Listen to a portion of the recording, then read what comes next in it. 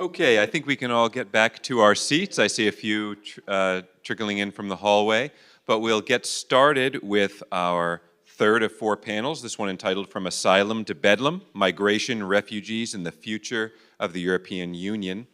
Our moderator will be my colleague, Justyna Zajac, who is the director of the Polish Studies Center here at the Hamilton Luger School, as well as Jean Monnet Chair of European Security Studies. Justyna is a professor of practice here at HLS in the Department of International Studies, as well as a faculty member in the Department of Political Science. So, Justyna, please. Thank you so much, Dean Cerchari, and good morning, everyone. Welcome to our panel, From Asylum to Bedlam, Migration, Refugees, and the Future of the European Union.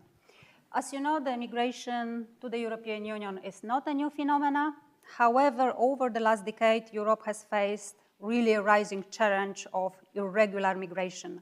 And there were two significant crises in the last decades. 2015, when the Syrian refugees fleeing civil war overwhelmed several European countries, and 2022 with the refugees from Ukraine after Russia invaded Ukraine.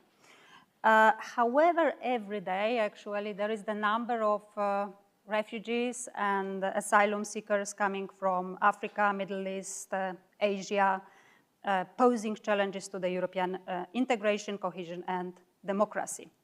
So our panel is going to revolve around three main questions, among others, but the questions are: how do the European Union and its member states respond to irregular migration, and how do they manage border crisis? What challenges does irregular migration pose to European societies? And also, what impact does irregular migration have on politics and democracy in Europe? So this question will be explored by our distinguished panelists, who I would like to welcome very warmly, starting with Muna Adem. And Muna is an assistant professor of sociology at the University of Maryland. Her research lies at the intersection of race, ethnicity, and immigration. So more specifically, Muna is interested in examining how immigration-driven society or in diversity influence relations, group divisions, and ethno-racial inequalities, both in Europe and the United States. Then Nick Bichet, and Nick is assistant professor, Department of Political Science here at Indiana University. And Nick's area of research is democracy, democratic backsliding, populism, radical parties, political economy. And primary research focus, geographically speaking, is this radical right and populist parties in Europe. And then is Nikos Zachariadis, and Nikos is Marty Bookman, Chair and Distinguished Professor of International Studies, Rhodes College. So Nikos' research aimed to better understanding of the dynamics of making and implementing European competition, security, and trade policies. So thank you so much for accepting the invitation for our panel. And we will start with the preliminary talk from each of you. But before also I give you the floor, I would like just to make sure that we are all on the same page whenever we are talking about the term. So let me briefly explain basic terms that we will be using during our panel: migrant, refugee, and asylum seeker. So whenever we will be talking about migrant, immigrant is a person who crosses national borders within the intent to stay in the host country. So we talk about the regular migrants and irregular migrants. Regular, those are people who goes through legal channels, they complete the necessary paperwork. Irregular, these are the people who don't. Refugee is a person who is recognized by the host country as someone who has been forced to flee their own country due to persecution, war, or violence. So refugees, we know, are granted rights under international law. And asylum seeker, someone who seeks asylum and applies for legal status as a refugee in the host country. Having said that, without further ado, Nikos, we will start with you. Thank you. Thank you very much, Justina. And I want to thank everyone here for coming, and especially the administrators at the Luger School for the kind invitation. I know it takes a village, and I know a lot of you have worked very hard, and it doesn't look like it, but we appreciate it. I appreciate it. When I was asked to speak to you, I had great thoughts and aspirations about I'll put together a lecture and you'll hear everything you ever wanted to know about irregular migration in Europe, but we're afraid to ask. Well, you're not going to get that. So let me then talk a little bit about the European Union, essentially actions of the EU and what has it done. And then throughout the Q&A, we'll talk a little bit about the points that I can elaborate on any of the points that I will raise. So I will simply raise some points. The first one that I want to raise is that the issue of irregular migrants, and I'm only talking about irregular migrants because that's the biggest issue right now in Europe. The issue of irregular migrants is not big at all in terms of size. It is big in terms of politics. So in terms of size, to give you an idea, Europe in 2020, that's the latest figure that I was able, sort of a comparable figure across the board, I was able to find from IOM. It is about, Europe had about 750 million people, about 43 million were born outside of Europe. It represents about 5.6, 5.8% of the population born outside of Europe. That's legal, illegal migrants, everybody all together. Annually, in that year, 2020, irregular migrants represented 0.03% of that population. Minuscule. If you think about it, it's not really anything worth talking about, at least in terms of numbers. Now, that's 2020, that's coronavirus year, so it was a little different. Double it, that's how much it normally is on average. So in terms of size, it's not a big deal. So what is a big deal? The big deal is the politics behind it. And the politics is as follows. It used to be, first of all, it's not a new issue. It's an old issue. It has been with Europe at least since the 1990s.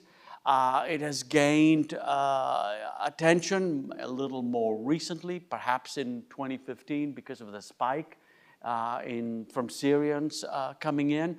But nevertheless, the numbers, if you look at the numbers over time, they haven't changed dramatically.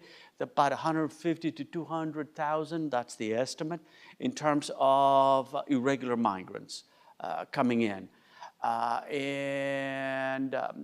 That means that the types of people that are coming in, it's mostly depending on which route you're talking about. There are 4 routes actually in Europe. You have the eastern one, essentially from Turkey flooding the Greek islands. The central one from Tunisia and Libya, crossing the Mediterranean into mostly Malta, not mostly, only Malta and Italy. And you have the western one, the Spanish enclave north of Morocco, through Morocco, hoping to cross to Spain. And you have the Atlantic, the Canary Islands, again, through Spain. The political issue is that it used to be humanitarian, economic in nature. Now it no longer is framed that way. That is, the frame has changed into a security cultural frame, which makes it far more zero-sum and us versus them type of issue. Makes it far more difficult to deal with. In terms of what has been done, you have a shift since 2015, where you had a spike of approximately 1 million irregular migrants. You no longer have that. From reception and camps to social integration policies. You no longer have as many people coming in, so now people have to think about, well, how do we integrate these people? It raises significant social issues within societies that they haven't been able to deal with. It raises issues of coordination. It raises issues of processing. Who gets to process them? We'll talk about that in a moment. The frames have changed, as I said, and on an EU level now, the situation has changed. Not dramatically, but it has changed. You have the most recent pact on asylum and migration that was actually signed in 2024. It has done a couple of things. The first one, it has streamlined the asylum application process, which is very, very important because now they can shop across countries. It has not changed the Dublin regulation any. It hasn't revisited the issue, and that's an issue that we can discuss. It talks a lot about third countries, which means that now a lot of the processing, many countries hope to actually now conduct not in Europe, but in third countries. You've heard about the situation with the Italians signing with Albania, the camps, the closed camps that they have over there now. That's a very specific situation. We can talk about what that means. And we also have these pushbacks that are not necessarily legal, but are happening on the ground. And so they're trying to deal with migration in those ways. Now, what are the implications, just very briefly, for European integration and European security? Number one, they are bringing European integration forward and they're pushing it backward. That is, they have conflicting implications. Jean Monnet famously said that Europe will be forged in crises. Well, it definitely is. The immigration or migration policy was not ever an EU policy. It was always a national policy. Now it has become, and it is becoming, an EU policy. Slowly but surely. And what seems to be happening is several countries are pushing and pulling it in different directions. So you have famously Hungary, which does not want any migrants, is not interested in discussing any of that with Brussels. In fact, Orban said, we'll dump them in Brussels if they come here. You have other countries that are much more willing to accept migrants. You have the Mediterranean countries who are bearing the brunt of all of this migration coming forward, that are screaming there is no solidarity. You have Germany, for its own reasons, closing its borders for domestic political reasons, and that's creating a chain reaction, which undermines Schengen and the free flow of people across national borders. You have Poland that are now calling to shut down temporarily their borders because of the weaponization of migration by Belarusia and Russia. So you've got all sorts of issues that I think will make for a very interesting discussion, should there be any questions about that. Thank you.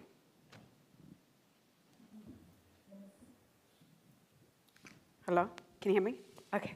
Yes, thank you all for being here. I've enjoyed this conference so much, and as someone who really value interdisciplinary research, I love learning from other disciplines, and which I have done so far. So the kind of broader question I'm going to answer is how does irregular migration in Europe create challenges? And I think there's three big challenges. The first one, as my panelists kind of described, is integration. Integration in terms of both economic integration, but also symbolic and cultural integration. And to kind of really give you the human face behind this and the importance of it, sociologists often look at second generation and third generation to see how successful or the failure of second generation immigrants in Europe. And I can use myself as an example. So my family fled Ethiopia in the 80s, which kind of faced one of the worst humanitarian crises. And we first landed in Germany. And I was born in a refugee campus in Germany, but Germany at that time had very strict citizenship laws, and my family felt like we needed to migrate to Sweden because they heard that Sweden was a bit better in terms of law for integrating immigrants. So we ended up coming to Sweden, and that's where my family has been for the past 30 years or so. One of the things, and of course, Sweden has long been held as a role model for not only immigration policies, but gender and equality and so on. But one of the things about Sweden, especially when you think about national identity, Sweden has for a long time have always welcomed immigrants and said, we love them, we want them here, as long as they don't come to my backyard. And this is why we actually see very severe segregation levels in Sweden. So at first, when my family got there, we lived in rural neighborhoods in Sweden, but the racism and the xenophobia was so severe, like kids were throwing bombs in our balconies, and we went to the police, and they were like, oh, if one of you don't die, we can't do much. So it didn't take much for my family to essentially move in the middle of the night, and we ended up getting to, the government placed us, it's what's called now immigrant ghettos. So what is immigrant ghettos? These are essentially neighborhood with 99% immigrants, very poor, which are really struggling right now. For migrants, though, for second generation, this actually is a safe haven. Why? Because at least people look like you, live here, they understand your struggle, and they understand that even though you try to integrate, there was a lot of backlash from native-born Swedes who was more likely to say, yes, we appreciate you, but you gotta stick to your own kind of place, right? So now you also have, but the irony of that is it creates sense of belonging, but now you're excluded socioeconomically, right? So, and this has created a huge issue for politicians and for government in Sweden, and how do you now integrate immigrants and native-born Swedes when you have this severe segregation?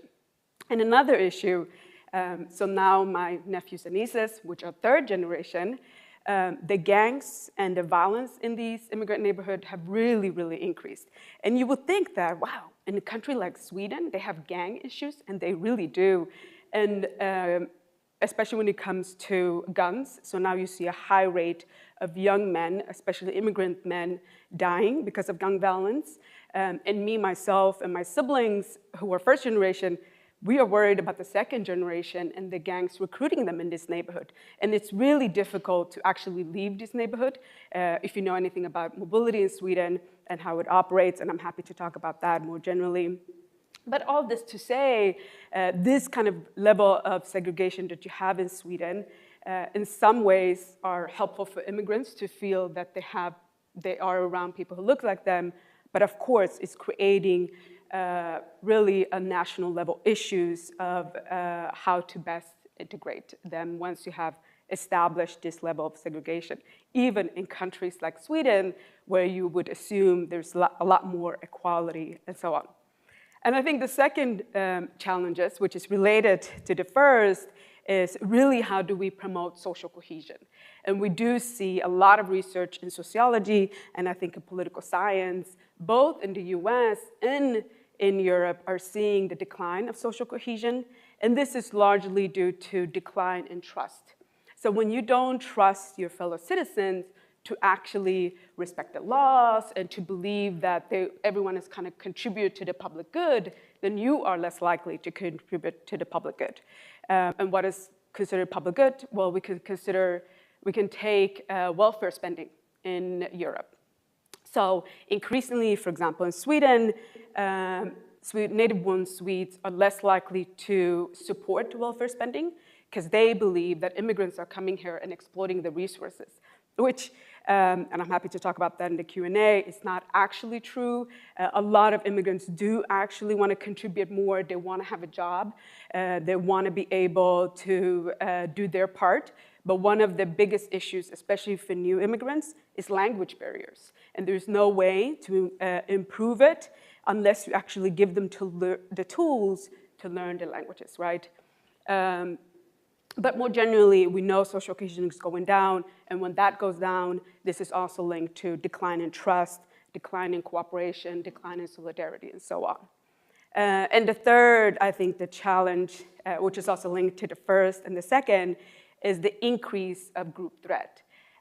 Group threat in both in political science and sociology is probably one of the most robust theories to understand how anti-immigrant sentiments have increased.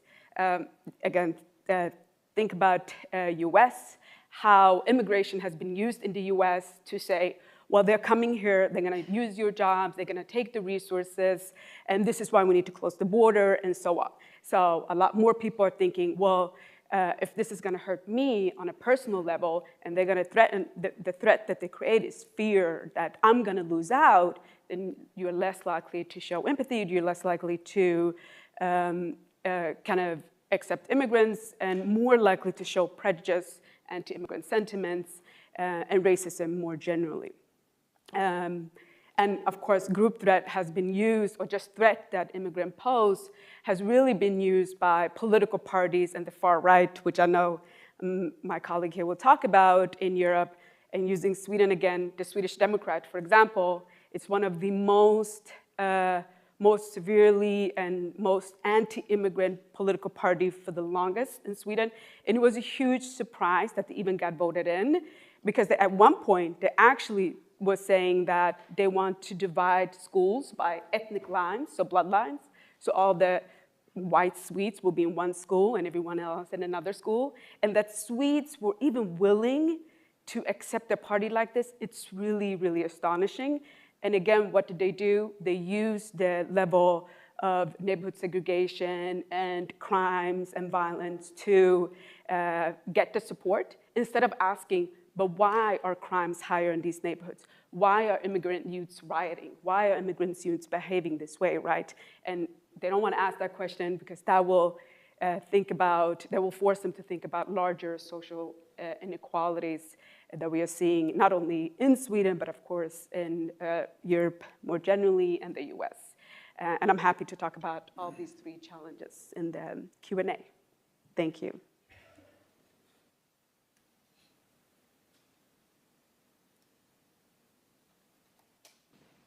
Hello, okay, great. Thanks, and thank you everybody for being here. So that's great, because that's kind of exactly where I wanted to pick up. Anyway, talking about the effect that this immigration has had on policy, excuse me, on politics and democracy in Europe, largely via this increase in these radical right parties that you were mentioning. So the first part then is how immigration actually leads to an increase in support for these parties, which I'll be a little briefer on because I think you did a great job already. But then the second, which is equally important, I think, is how this is actually altering politics and endangering democracy in Europe. So first, how does immigration contribute to this populism, radical right, or anti-immigrant parties? We can use them pretty interchangeably for now. But generally, we think of the rise of these parties as two forces, like any economist would about anything, supply and demand. So supply, meaning the institutions like electoral systems that make it easier for these parties to win, but more importantly for today is demand, which asks what actually causes people to want to support and vote for these parties. And as you may guess by the title of this panel, the number one predictor of an individual's support for an anti-immigrant party is their view on immigration. So for example, surveys of supporters of these parties find that like 2% of them say they want to see immigrants in their country. Compared more nationally to Europe, that number is like 6 or 7 times as high. And then second, the vast majority of voters for these parties say that it's specifically because of their views on immigration that they choose to support them. So a lot of these supporters are what many call losers, not in the traditional like schoolyard bully word for loser, but as in we've seen dramatic gains in wealth in terms of globalization and modernization, but very often these people who support these parties have left out. So we see evidence that places that were hurt more by trade or jobs going overseas are much more likely to support these parties. So we can kind of see then how these populist radical parties might really make strides here, right? These people have felt long like they don't fit in, and now you have some party talking to you saying, hey, it's not your fault, it's the immigrants' fault, right? Everyone's looking for a scapegoat, and they've provided them, which is why we see the success of these parties rise so much when immigration becomes more important, or when immigration increases, because these arguments become much more successful. And so we could kind of see these arguments taking two forms, one being actually economic, which might make sense, but the other, as you were saying, being threats to cultural identity, which evidence suggests is much more the driver of these result. Arguments like diluting our culture or hurting our national identity is really what seems to be driving this result, not actually the economic arguments. So these parties kind of take hold of these fears, which, as Nico said in the beginning, are not new. In fact, evidence doesn't really show much change in support for immigration over time, but it has become much more important in determining how someone will vote or not. And when they see immigration rise, these arguments become much more persuasive to them, so we see support for these parties increase. So part number 2 then, why do these parties have anything to do with democracy if they're anti-immigrant? They tend to speak very differently from more mainstream politicians. When you see politicians speak, they disagree with their opponents, but I know there's some irony talking about this like 3 days before our election, but they disagree with their opponents, but that's it, right? When they lose, they cede power and let the other party take power. But with these parties, we don't see that. So we have a lot of different definitions about populism, but the one thing that most everyone agrees on is that they believe their opponents are illegitimate, and that if they win power, they're still not legitimate rulers, they shouldn't be in control, and their supporters shouldn't be represented in politics, right? Only the populist leader and his people are the legitimate, or her people are the legitimate rulers, and only they should be able to have a say in politics, which of course is averse to everything we know about democracy, right? So if a populist has bad coverage in the media, that means the media is corrupt. If there's a court ruling that goes against them, it's because courts aren't democratic. If they lose an election, it's because the election is rigged,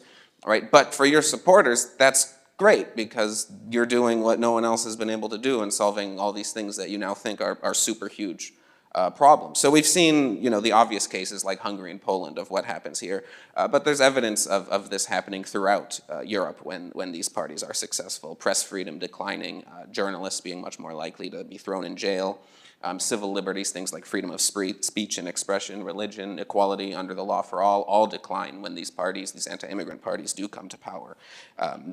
Just some quick examples. In Finland, the True Finns came to power and dramatically cut academic freedom and led to a big increase in self-censorship among academics.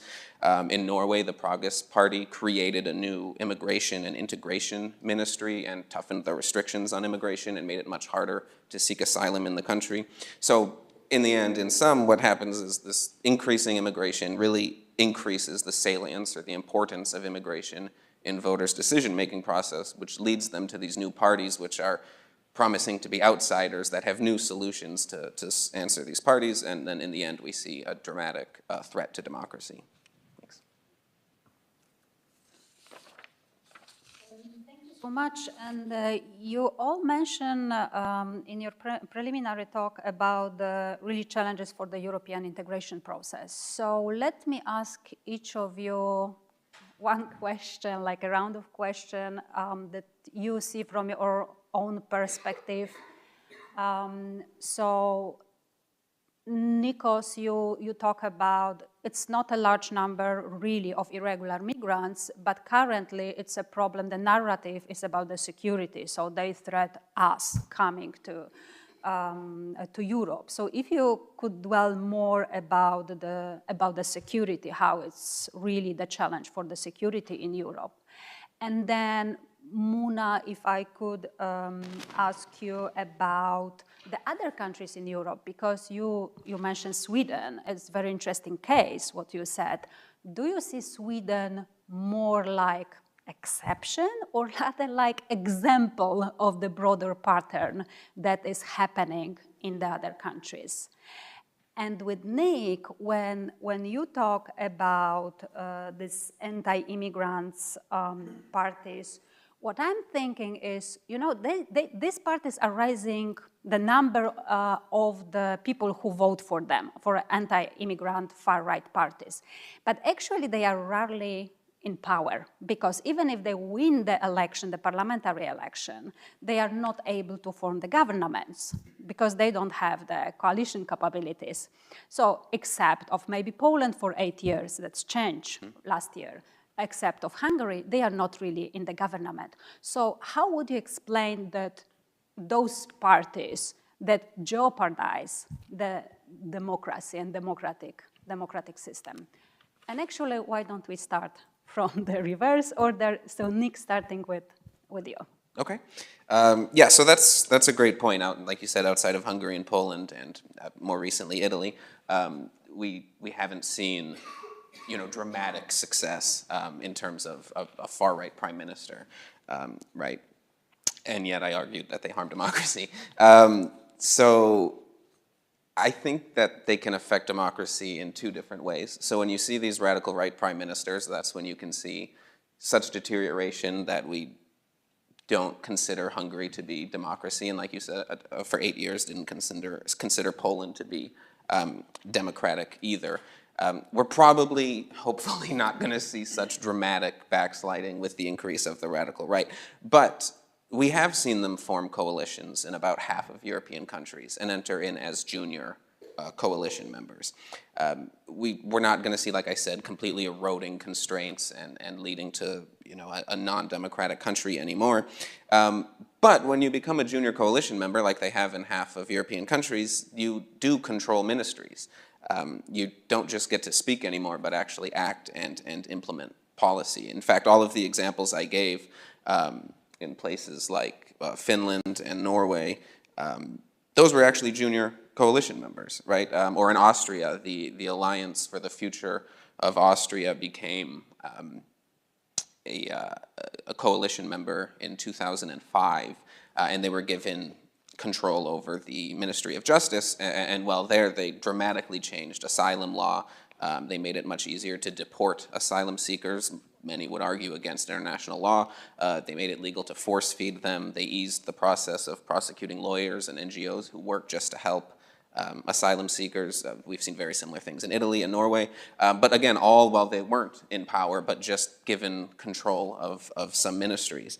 And those same results about freedom of speech, freedom of religion, freedom of expression have all been shown. Academic freedom, press freedom, to decline, even if they're not in power themselves, but just supporting a government and given control of a few ministries.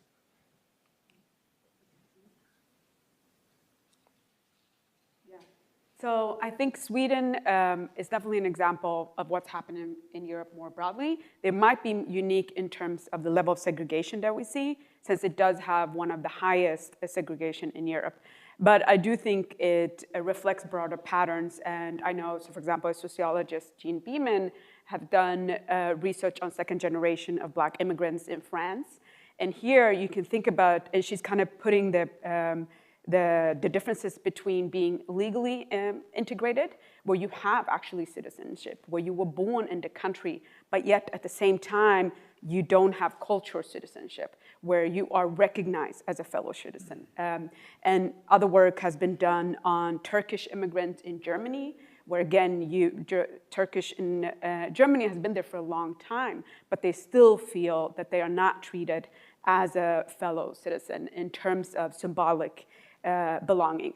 So this is kind of also showing, I think, the importance of thinking beyond citizenship as being some sort of legal rights or kind of legal inclusion, and to think about what happens when once migrants, newly arrived migrants, for example, get legal rights, what happens then when we try to incorporate them in other areas, symbolically, culturally, and so on. So Sweden might be unique in the terms of segregation level, but I definitely don't think it's unique in terms of what we're seeing of lack of integration and the revival of ethnic identity that we see among second and third generation of immigrants in Europe more broadly. Yeah.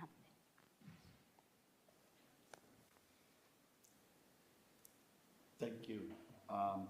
Yeah, that is a very good question.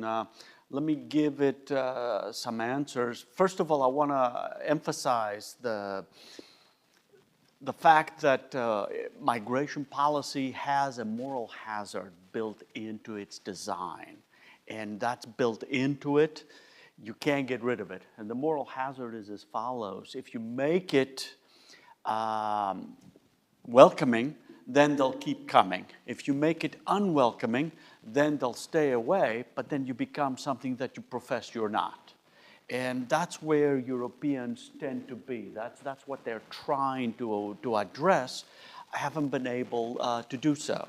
Now, in terms of security, it depends on what you mean, what one means by security. How do you define security? If you define it primarily in conventional terms, no, the biggest security threat in Europe, in fact, it's Europe's existential threat is not migration. It's actually what's happening in Ukraine and Russia. How do you deal with Russia? That's the key issue in the long run and in the short run. However, migration is an issue. They've got to deal with it somehow. On a human level, when you're talking about sort of individuals and individual level security, yes, then it becomes a problem. If you look at it from a political perspective, no, not really. If you look at it as a common crime, then yes, it becomes an issue. Many criminal events in Germany, for example, that led to the closing of the borders were caused by migrants. You hear the term migrant, he came from such and such, and therefore that's a problem. We need to deal with it. Forgetting, of course, that the problem is not necessarily the more recent migrants. Most of the terrorists, if you'd like to think of it that way, are actually homegrown. In Europe, and have actually been born in Europe. They didn't migrate to Europe. They're not first generation migrants. But nevertheless, that's small, sub-notes in the grander narrative that unfortunately tends to look at the headlines, and the headlines do say that these are people who create issues, and therefore we need to protect ourselves somehow. And the idea is deport them, but they have no idea where to return them. That's one of the biggest problems that they're facing right now. Italy is going through it. supposedly the successful model that many other countries are looking for.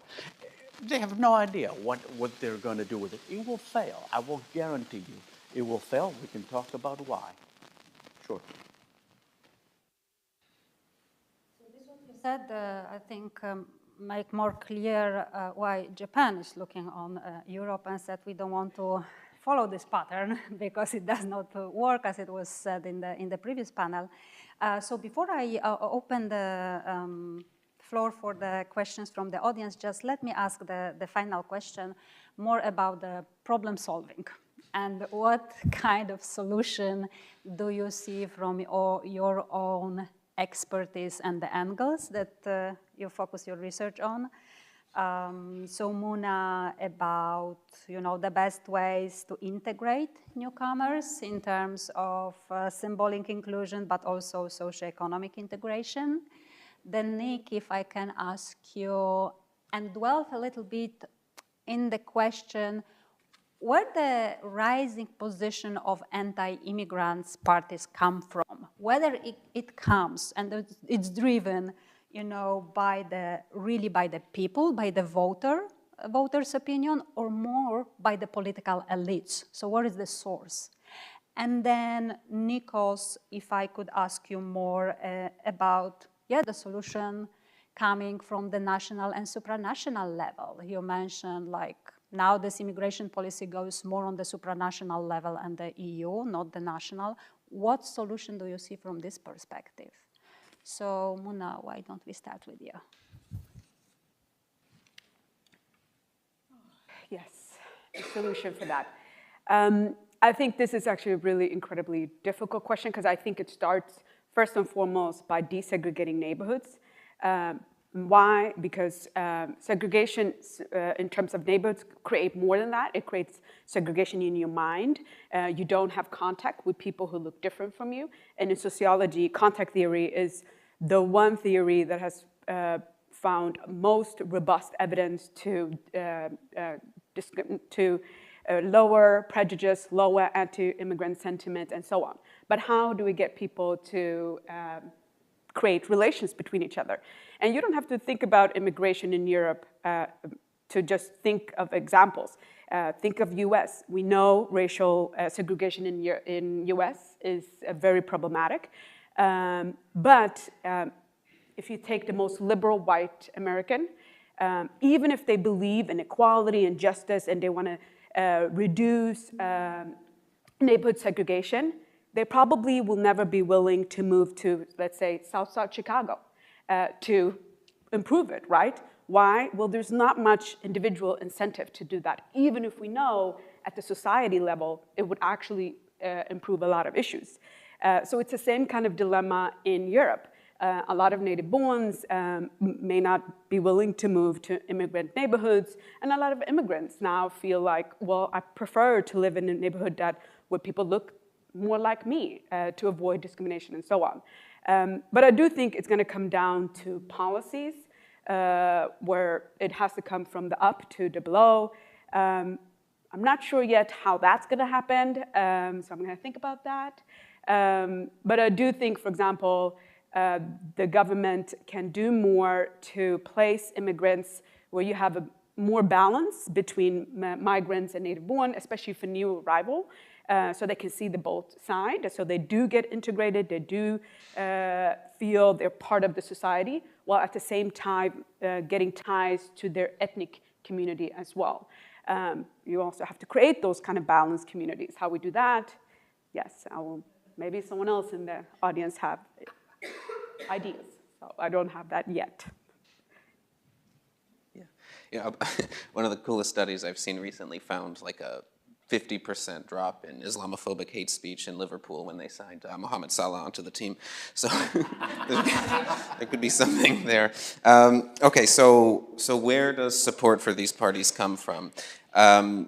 That's a good question that a lot of people have asked, because it seems like we've seen a dramatic shift in the last decade or 2 decades in opinions on immigration and how pro-immigrant people are. In fact, a lot of people call it like a wave, right? The wave of anti-immigrant sentiment or the wave of populism coming. But research suggests that's not true, and if anything, in Europe, we've actually seen an increase. That is, the European people becoming more pro-immigration, largely due to younger people becoming voting age. So we haven't actually seen any real change in opinion towards immigration or how welcoming they think their country should be towards immigrants. But it has become more important. That is, when people decide how they're going to vote, if maybe immigration was like 5th on their list of being important in making a decision, for many people that's risen to now being the most important decision, again, at least if you're voting for some of these parties. So it's become much more important, even though actual opinion hasn't really changed about that, which is to say, where does this come from? It's the title of a really famous book that looked into this, and the title is called Democracy Erodes from the Top, because it's not being driven by the people. Their opinions really haven't changed on a lot of this, but a lot of politicians have found if I go and say horrible things about immigrants and blame them for all of these problems and use rhetoric that we would have thought would be disqualifying 30 years ago for a politician to say, a lot of people will like that and will vote for me, and then I can be elected. So it's not really a wave at all, but rather a reservoir that's always existed, that politicians are now tapping into and finding that they can they can use this as fuel to win elections, which is a long way of saying I don't know what the solution to that problem is, other than changing minds, like you said, finding ways to integrate through contact, higher levels of education as well, obviously dramatically decrease someone's likelihood of voting for these parties. But yeah, it is very much an elite-driven process that we've been seeing and not from the people. Thank you. I think that's a great question. Let me preface my answer with the following aphorism. I'm the perfect academic. I am excellent with diagnoses. I am very, very poor with solutions. But let me take a stab at this. I urge everybody to think about the migration problem in sort of along 2 axes in terms of solutions. The first, at least in Europe, is the supranational national. Where will the solutions come from? Part of the majority of them will come from national leaders. Well, the reason is because these policies are driven by domestic issues that individual countries are facing. We're talking about Europe. There is no Europe other than in a general sense. There is Germany, there is France, and what is happening over there is what affects Germany and France, not necessarily what affects Europe in general, which means it's a mosaic of issues. What's going to happen at the EU level is the EU needs to coordinate all of these activities, provide or redistribute, if you'd like, the funds. We do need a new Jacques Delors. If you'd like, at the EU level, we do need greater European national leadership. All the wrong leaders seem to be gaining traction, the Melonis, the Orbans of the world, in quotation marks. If you like them, good for you. But there doesn't seem to be any sort of solution-driven national leaders from the other side to argue the point that, what is it that we're doing? Now, the other axis is the push and pull factors that the literature talks about. Why are these people leaving? Why are they coming here? If you want to limit the flow, you've got to, unfortunately, make it an uninviting process. Third countries have served well in that regard. It doesn't make them proud Europeans, but unfortunately, they're doing that. The situation with Turkey, for example, the situation, the Italians, their bilateral agreements with Libya and Tunisia are essentially forcing them to police their borders so that you have fewer people coming in. The problem with that, of course, there's always a problem, and that is it creates leverage for these countries to then open or close the spigot whenever they want more from you. And the Europeans have been happy to pay the check.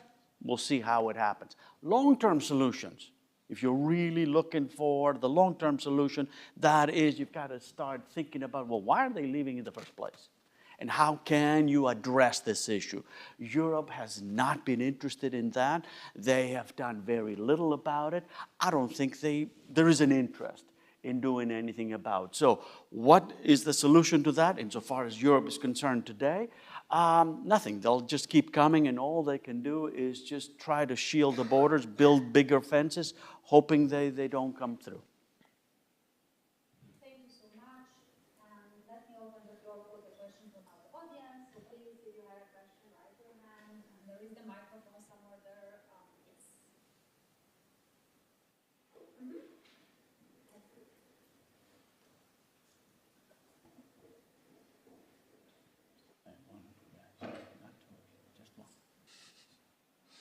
Hi, my name is Georgia Pollard. I'm a student here at HLS. Growing up, I lived in Finland, where I attended an immigration classroom that I attended school with kids from Sri Lanka, Colombia, Afghanistan, Iran, where the Finnish government has seemed to put refugee children into lower levels of education to attempt to integrate refugee and asylum seekers into Finnish society. Growing up, I followed up with a lot of my classmates, and it seemed that a lot of them had successfully attended Finnish universities and then gone on to get Finnish or jobs in Finland, seeming that the integration model had been successful. I'm wondering if that model of integration can be seen throughout the EU, and maybe if that could be a model as well for different European countries.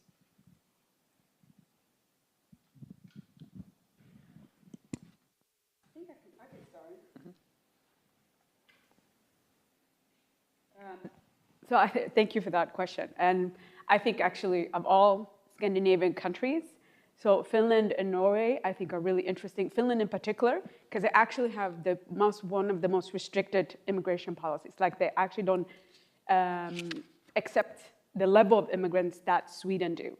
But I do think that how you integrate them in the classroom is essential. And I'm curious to know how they got immigrants to get interested in the university and get a higher degree of that. And I'm assuming one of the reasons for that is that you are also surrounded by other youth or older folks, I guess, that are equally interested in. And you can talk about it and you get inspired. And this is in contrast to, for example, the neighborhood I grew up in. Most people finish high school or gymnasium after that. The young women will often have children in a very early age, or males. Most of the guys that I knew grew up, either unfortunately was in prison, in and out of prison, or did drugs. So, and it's part because that's kind of all we knew, and we didn't know that you can get a university degree. We didn't have anyone on our network that could inspire us to get it. So I do think it's essential, but Finland, I think, is a unique case because they're pretty restrict of who they accept and the level of acceptance that they have. I can add slightly to that in that some Northern European countries have the luxury of accepting people. Looking at it from Southern Europe, the Mediterranean, the countries of entry, where you don't have the luxury of accepting, part of the issue that they're facing is that they're being overrun by immigrants migrants, I should say, who don't want to stay there. And therefore, the level of integration that is desired is just not there. They're just stuck. I mean, that's the only reason why they're there. How do you now integrate these people who have to now realize that I've got to do something now, this is it, there's no more future. What they have done is, and this is new to most of these societies, I can tell you about Greece, they haven't really tried these kinds of policies until the last 20, 25 years. That's it. It was a very homogeneous society.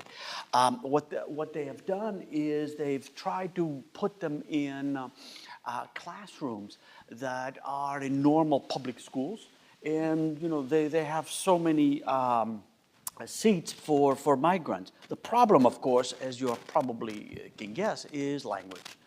their language skills are nowhere to be found, and therefore they've sort of isolated them, which of course creates a problem, because if integration is the point, isolation is exactly what you shouldn't be doing, but by pragmatic way, you cannot do anything about.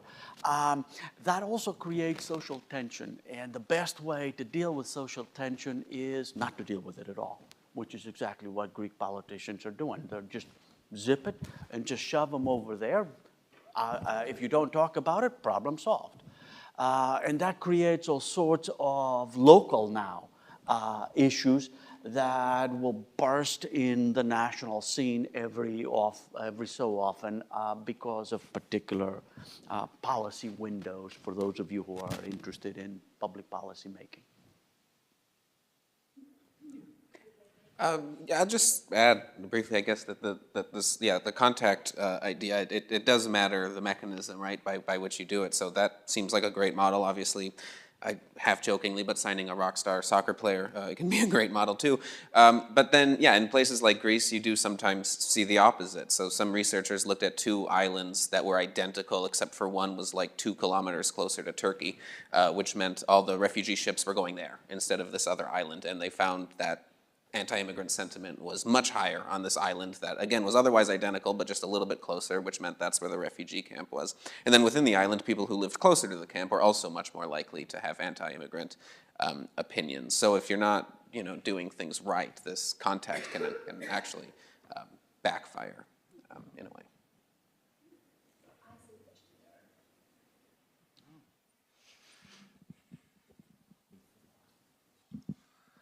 Hi, Ryan McDonald again from Hamilton Luger. I wanted to ask Nicholas in particular, we have seen a lot of even centrist and left-wing parties acquiesce to right-wing framings of immigration issues. We've seen the increasing adaptation by the Democrats in the United States, and particularly to this kind of hostile towards immigration stance. What role, if any, do these parties acquiescence to the sort of right-wing framing and being just more broadly anti-migrant categorically contribute to this development and escalation of far-right and even, migrant expulsory-oriented parties? Yeah, that's a great question. So the background there is that there's a lot of evidence that shows when a radical right or anti-immigrant party becomes successful, all the other parties in the country start shifting towards that view as well, because they don't want to lose out, right, on the success that this party is having. A famous example of this in the Netherlands, the Prime Minister Mark Rutte eventually said to immigrants, act normal or leave, right, which was never the way he had spoken before, but the party there, the radical right party, had become so successful that it forced him to kind of move to the right. So it has a huge effect in 2 ways, I think. One is that it just legitimizes what is often racist rhetoric and action, right? It no longer seems taboo. The people saying these things no longer seem like they're out of step with the rest of politics. Now it's become the way politicians speak. They call that like pulling their platform into the mainstream, right? Now it's the way everybody thinks. But second, which is actually very counterintuitive, is that the effect of all these center and even sometimes left-wing parties moving rightward on immigration is that it doesn't work. If anything, it just leads the far right to be even more successful than they were beforehand, because now it convinces everyone, oh, these are really important issues, right? Look, everyone's talking about them. This is clearly something that matters. But these guys were first to it, and obviously they have the best solutions, so I'm just going to support them. So it completely backfires in most cases and just leads the far right to be even more successful. So it's kind of like a fulfilling loop there. So legitimizes, but then also just they end up doing better anyways. Yeah.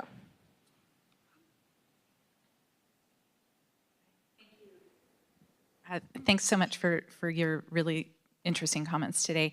I have one question about the short-term versus long-term problem. So in the long term, it seems clear that given falling birth rates, et cetera, it is very much in the interest of many states in the EU, but globally as well, to be welcoming of all kinds of immigrants in order to serve their own economic prosperity.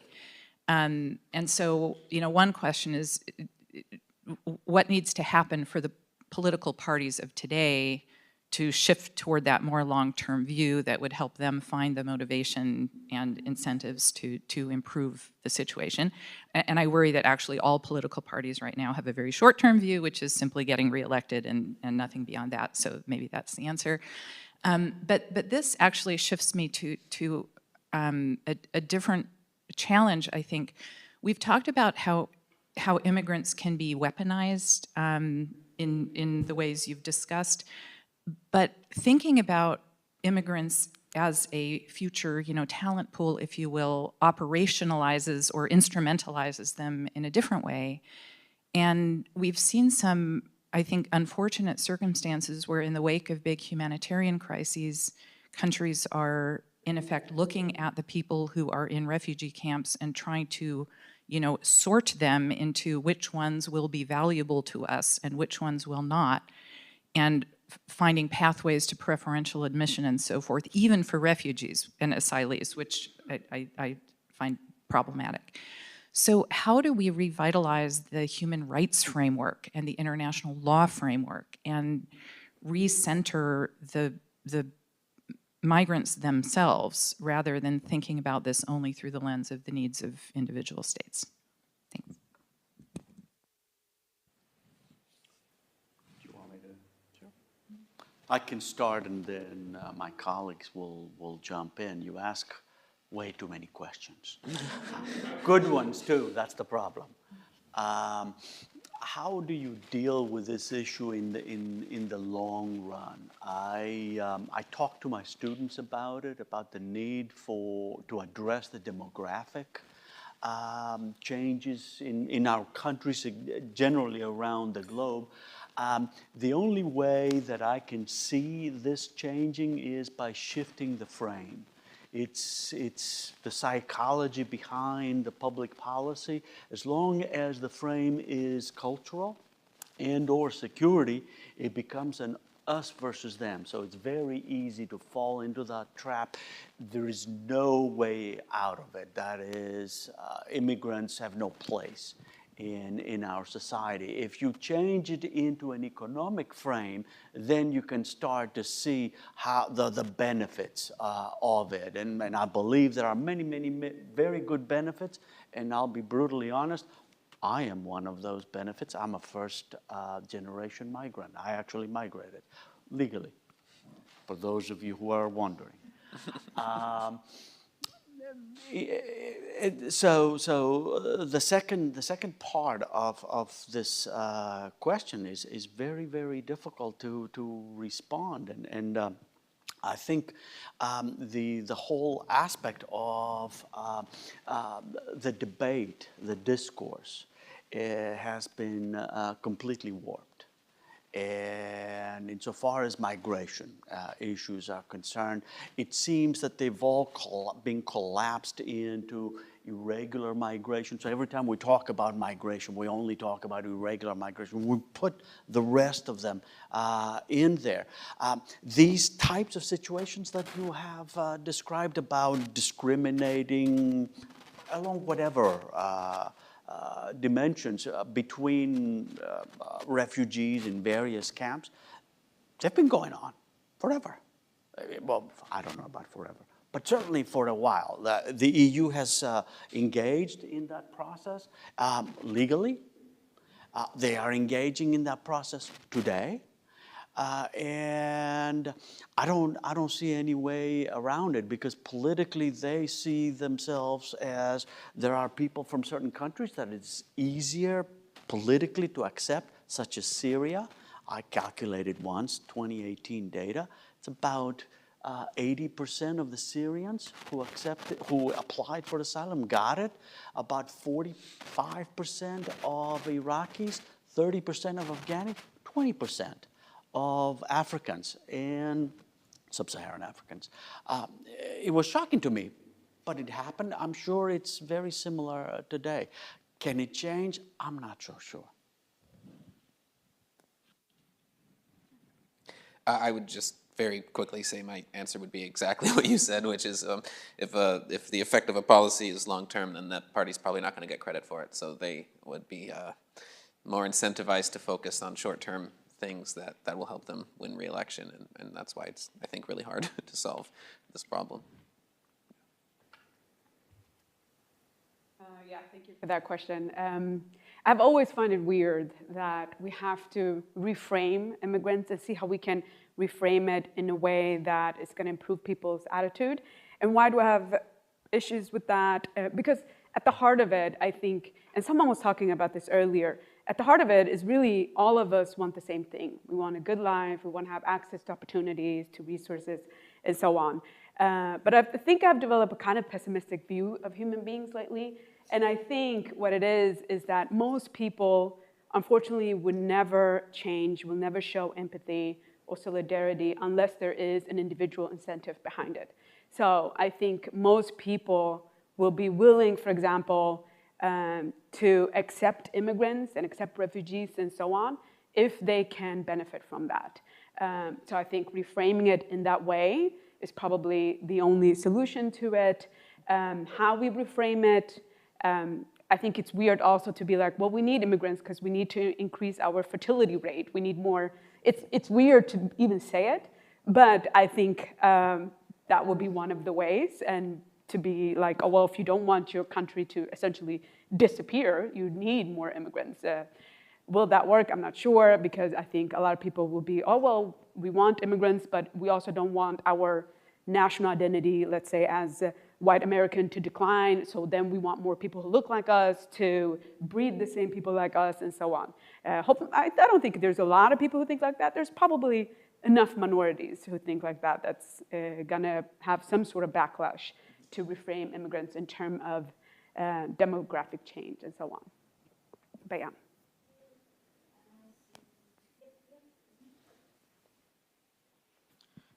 Hi, I'm an undergraduate from HLS, and my question is, how do Russia and Belarus utilize immigration as a tool to exert pressure on the European Union, and what strategies or policies do they employ to weaponize migration flows? And to what extent do these tactics actually impact EU's internal stability and border security? And is EU currently utilizing any policies to effectively respond to these tactics without compromising its humanitarian commitments?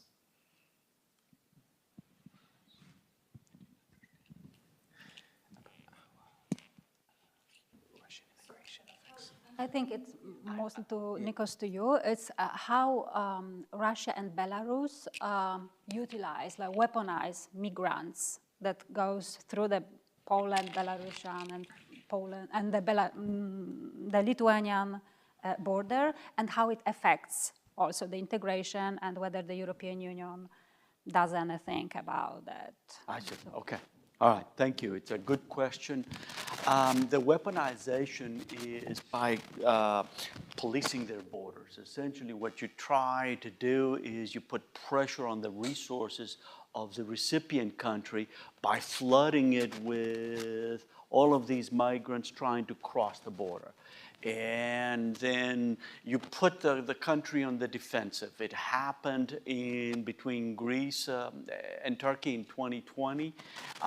It is happening right now, or did happen with Poland. The idea being the more you flood them, the less likely they are to welcome these. They're now irregular migrants. We're only talking about that. The more you flood them with people, the less likely they are to accept them. The more likely they are to close the borders.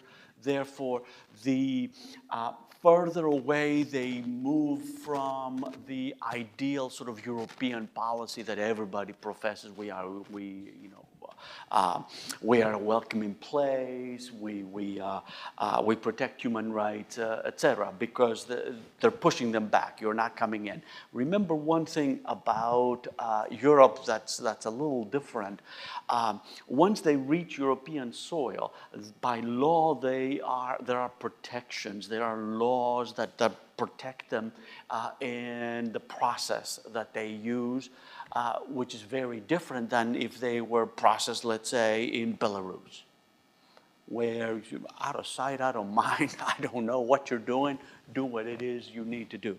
What that makes the EU, now what are the effects on the EU? Poland specifically, they asked for the option to close the borders temporarily.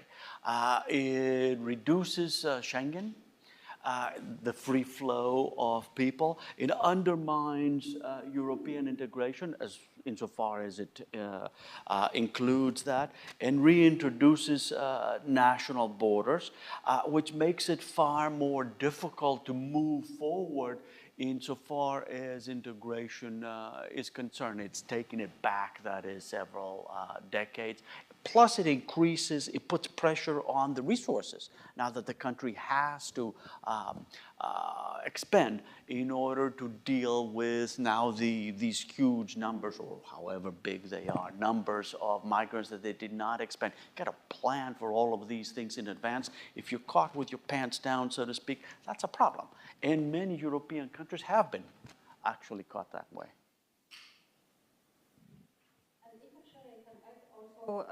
Being from Poland and following this process, and I would say this what Russia is doing, and with the help of Belarusian regime, unfortunately is very effective in the sense that the goal of this is to undermine the cohesion of the societies, and I think it polarized the societies even more. So I see it in the example of the Polish society very clearly, that there are people who support the entrance of those people on the border, and there are the people who are absolutely against, and this is like this dispute within society. So this is the nature of the hybrid threat that Russia actually is doing, and it's quite effective, unfortunately. So currently the Polish government, and this is the center government, center liberal, is considering, I'm not sure whether they already implemented it, but to suspend the asylum procedure.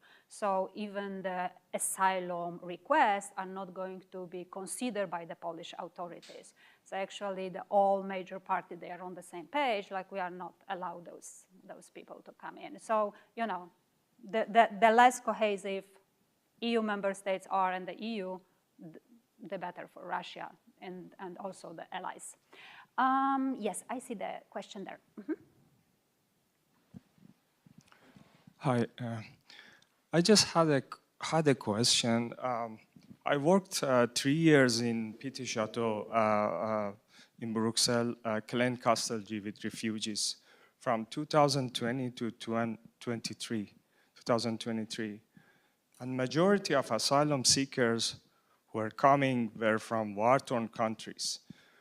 So the question is that if BAMF has a problem in Germany, if Frontex is failed to do the responsibility of border control, if Fedazil has problem in Bruxelles, so don't you think changing in foreign policy of European Union towards Middle East countries can be a solution in this regard to prevent irregularity of immigration in European Union? Thank you.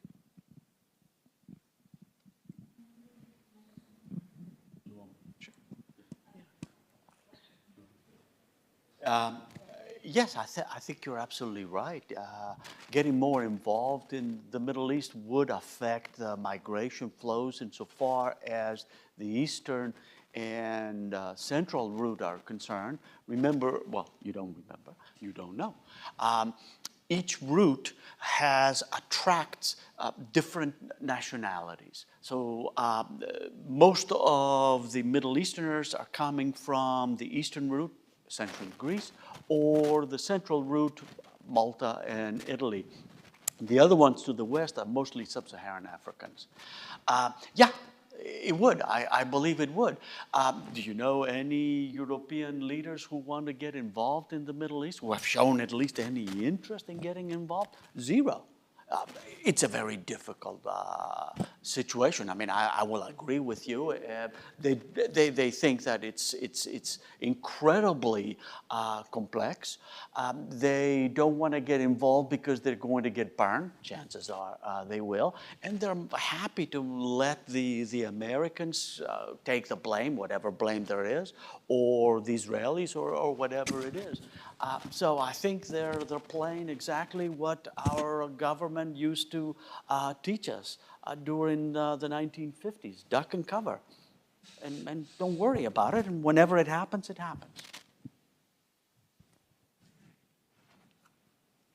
Okay, so we have time for one more question, and then here, and unfortunately, will be the last one. Hello there. My name is Shrikar Vasan, and I'm an undergraduate here at HLS.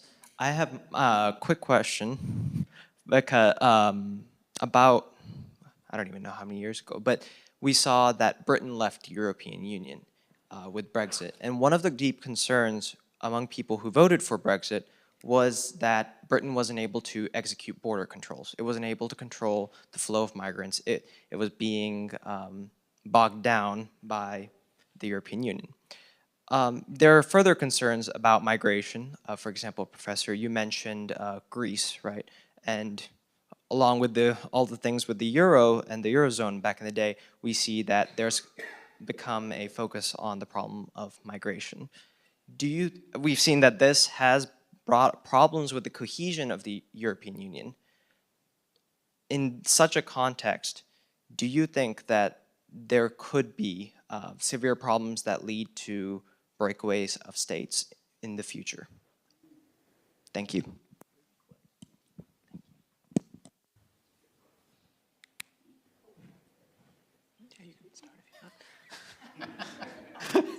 Okay.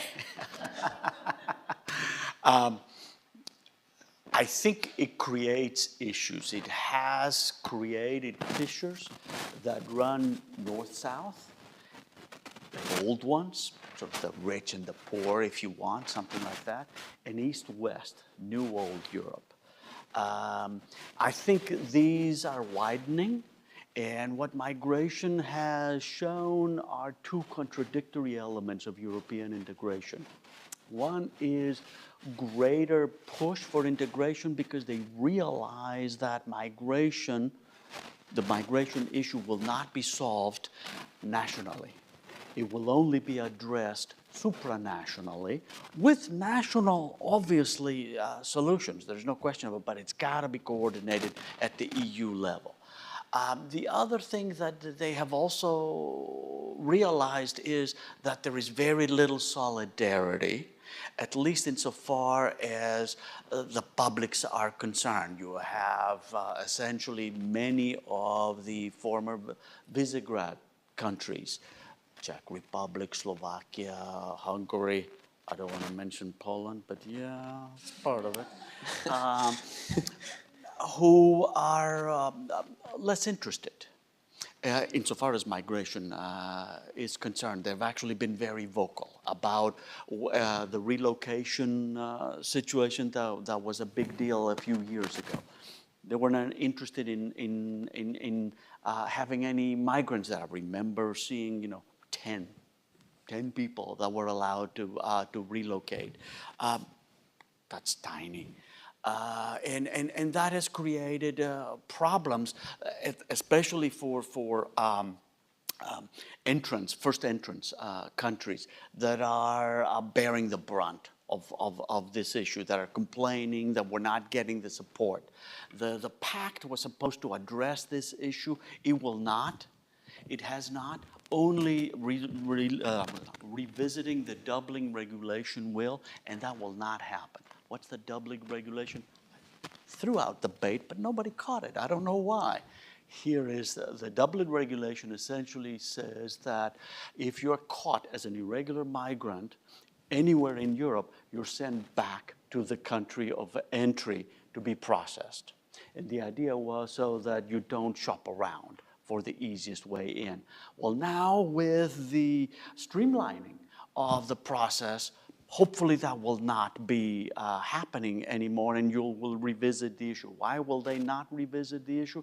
Because it means essentially a Northern European problem has become a Southern European problem, because that's where they're coming from. The Southerners are saying, please, please, let's revisit it. The Northerners are saying, no, no, no, this is working perfectly. So it will end up happening, and yeah, it will make the European Union less cohesive. Whether it will lead to more breakaways, I don't think so. I think the British are actually eating their words now. We'll see what happens.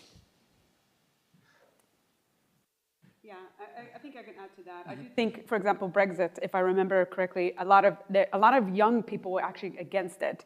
And this shows you the benefit. And now, for example, I think they regret it in part. They don't have that kind of flow that they can go to, like, oh, I want to go to Sweden and just test working there, right? So, but I do think European Union have hurt, because especially when it comes to immigration flow, some countries feel like they're taking on too many, while other countries are refusing to take on. So that is creating, I think, more people to be resistant and feeling that it's an unfair relationship right now, where some countries are doing more, others are doing less. But I think more generally, though, especially among young folks, they do feel that they enjoy the benefit of the European Union, and because of that, I don't think we will see a breakdown, at least for now. Yeah, I very briefly, I agree, but it is interesting to note that these same parties that I've been talking about, who are very anti-immigrant, are also very anti-EU often, and very Eurosceptic.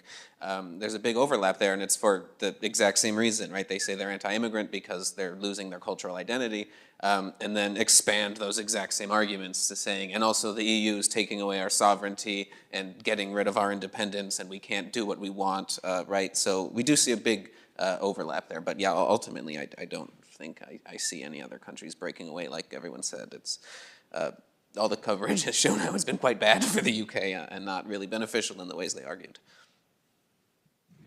Thank you. Let's thank another great panel for all of their illumination insights.